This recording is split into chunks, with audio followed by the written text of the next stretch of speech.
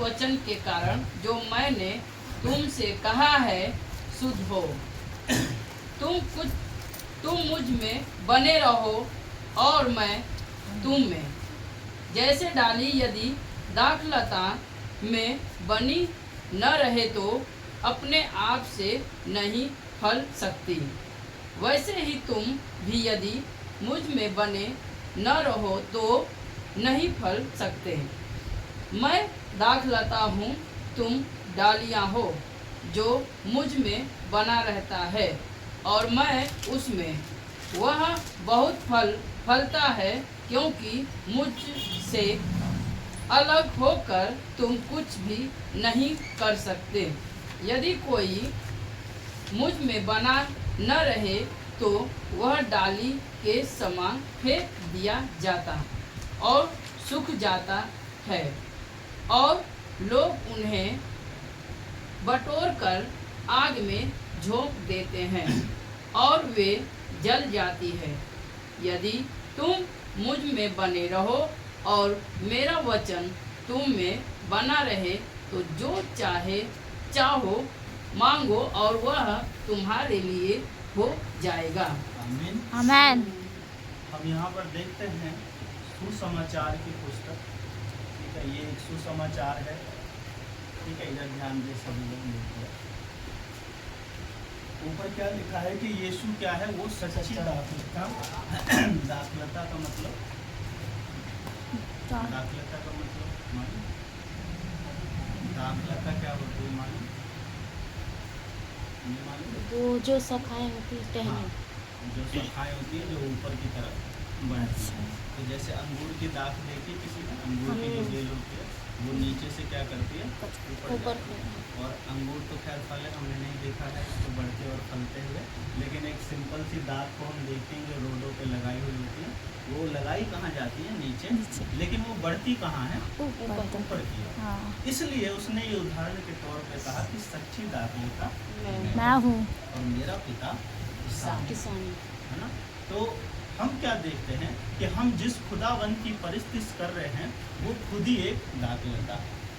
उसने कहा कि मैं दाखलता हूँ और सच्ची दाखलता हूँ, और हम उसके बेटे बेटी जब उस दाखलता के साथ जुड़ते हैं तो हम कहाँ जाते हैं? ऊपर जाते नहीं, बढ़ते हैं। ठीक है, हम ऊपर की ओर बढ़ते हैं, क्योंकि दाखलता क्या करती है? वो ऊपर की ओर बढ़ती है, वो नीचे नहीं जाती। इसलिए उसने, क्योंकि पेड़ क्या है? वो रुक जाता है। पेड़ नहीं कहा उसने अपने आप को कि मैं पेड़ हूँ, उसने कहा कि मैं दाखलता हूँ, क्योंकि दाखलता रुकती नहीं है। वो भले घूम जाएगी, ज़्यादा ऊंची होगी, अगर उसे सपोर्ट नहीं मिलेगा तो वो झुक जाएगी, और जहाँ झुकेगी फिर वहाँ बढ़ेगी। लेकिन अगर उसे ऊपर का सपोर्ट दे दिया जाए तो वो बढ़ती भी चली। कभी बिजली के बड़े वाले खंभों को देखना, अगर उस पर कोई बेल लगी पड़ी है तो वो जब तक ऊपर बढ़ती है जब तक खंभा है ना। यस। और जब उसको सपोर्ट नहीं मिलता तो फिर वो नीचे की तरफ आती है। लेकिन पेड़ की एक सीमा है ना। पेड़ की एक सीमा है और वो कुछ हद तक बढ़ता है, फिर उसके बाद वो नहीं बढ़ सकता। चाहे किसी भी चीज का पेड़, चाहे खजूर हो, सफेदा हो, उनकी एक सीमा है। लेकिन दाखलता की कोई सीमा नहीं, उसको बस सहारा चाहिए। अगर किसी चीज से टिकाऊ चीज उसको मिल गई तो वो बढ़ती बढ़ती चली जाएगी।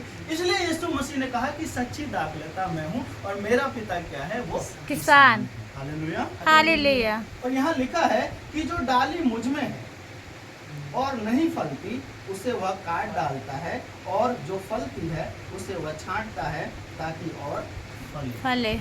जब हम डाली को छांटेंगे तो क्या होगा? उसमें से नई डालियां निकलेगी। और वो डाली जब भी छंटी जाती है जब वो फलती है ना। अगर कोई पेड़ हमें जो फल नहीं देता, हम वहाँ पे क्या काम कर सकते हैं? छाया का काम उसका उठा सकते हैं। उसका जो लाभ है वो हमें छाया से मिलेगा। लेकिन जो पेड़ हमें फल और छाया दोनों दे रहा है तो उसकी तो छाया में भी मजा है और फिर उसके नीचे खड़े होने का भी एक मजा है। मतलब वो पेड़ हमें अच्छा लग रहा है ना। yes. तो उस पेड़ की, जो पेड़ हमें अच्छा लग रहा है उसकी रक्षा करने के लिए भी लोग खड़े हैं। आम का पेड़ हमें रोडों पे तो नहीं मिलता, अगर उसमें आम है तो जरूर उसका कोई मालिक है ना। जो फलों का पेड़ है वो हमें ऐसे नहीं मिलेगा जंगलों में, झाड़ियों में या फिर रास्तों पे। लेकिन हमें जो बिना काम के पेड़ हैं वो मिल जाएंगे, कीकड़ हो गया, नीम हो गया, वो हमें मिल जाएंगे। बस उससे हमारा क्या लाभ है कि हमें थोड़ी सी छाया मिलेगी। लेकिन यहाँ पर क्या लिखा है कि जो डाली मुझ में नहीं, मतलब कि हम प्रभु यीशु मसीह में आने के बाद अगर हमारे जीवन में कोई फल नहीं है तो वो क्या करेगा, फिर हमको काट लेगा।